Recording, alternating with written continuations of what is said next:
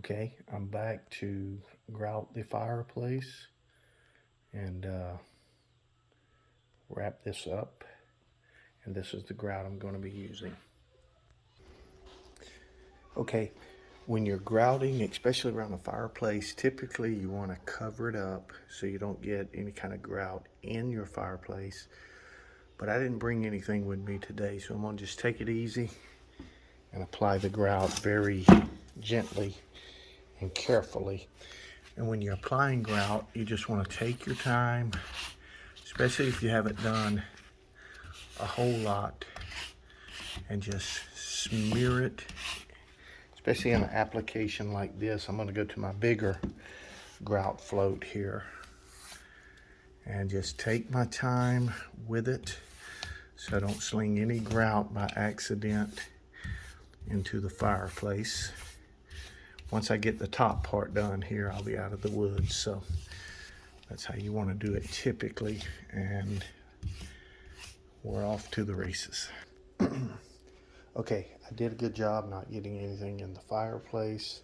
Some of that's just mortar from yesterday. I can wipe it down.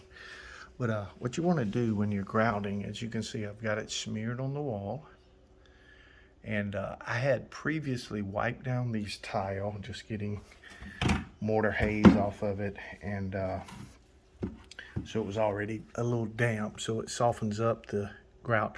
But what you want to do is you want to come back and pull the excess off before you wipe your tile down, and that will help you have less issues when you're grouting.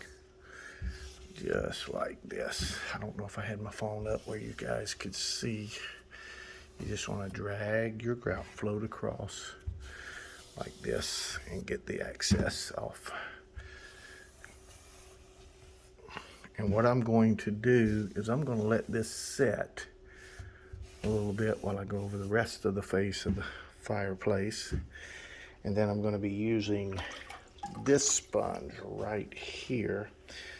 And it has the scrubby side so that I can work it out off of the top of the tile and work my grout into the grout lines. So now I have my grout applied to my fireplace. Actually went over it a couple times, and I'm going to let it sit for a few minutes so the grout can firm up a little bit. This grout can easily get some sinkage in it to where it's easy to pull out of the grout lines. But yeah, that's what I'm going to do now. Right up here, you can see I didn't put a tile at the top. And the reason I didn't do that is because these tiles are very fragile. And it's extremely difficult to get a piece that thin ripped down without it just breaking on you. So I'm going to run a piece of trim, either 1/4 ounce or shoe mold, under there to make it look nice.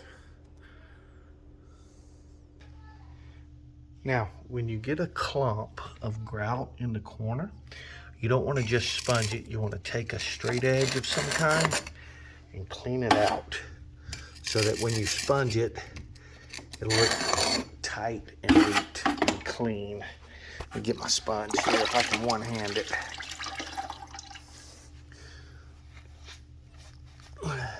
There you go. See how much better that looks? I still want to dress that if I can, but that's what you want to do. You want to dig out as much as you can. Make it look sharp. So there you have it, folks. And I'm going to go ahead and wrap this up.